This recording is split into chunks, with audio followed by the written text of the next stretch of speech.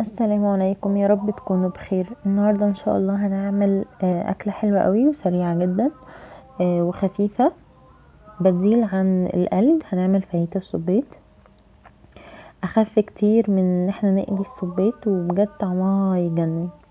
الاول هنتبل السبيط بمعلقه صغيره من بهارات سمك، كمون، بصل باودر، توم باودر، بذور الفلفل الجافه، وبابريكا، ومعايا نص معلقة صغيرة من الفلفل الاسود، وملح. ونزود 3 معالق او معلقتين زيت، و4 فصوص توم كبار.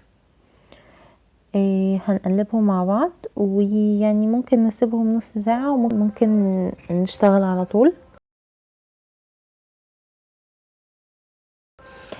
سخنت عندي طاسة، اتأكدت ان الطاسة عندي سخنت، ورحت نزلت بالسبيط كله. هي النار متوسطة، وابتديت ان انا اشوح السبيط فيها. هخلي بالي ان انا ما ازودش السوا بتاعه عشان ما يشدش، وعشان يبقى السوا بتاعه مظبوط. اول ما هيبتدي ان هو يعني يدخل في سوا، هلمه على جنب واحط معاه الخضار. انا استخدمت فلفل الوان وبصل.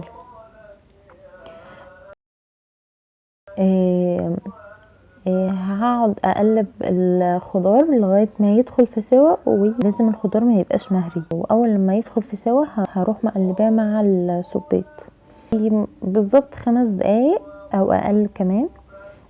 هروح مزوده حوالي ربع كوبايه ميه. وهجيب بقى طاجن عندي او اي طاسه تنفع تدخل الفرن، او اي صينيه، هحط فيها الفاهيتا، وهروح مغطياها بفايل، وهدخلها الفرن بالظبط حوالي 10 دقايق، وتكون استوت. وهتاكلوا احلى فاهيتا سبيط بجد، طعمها تحفة.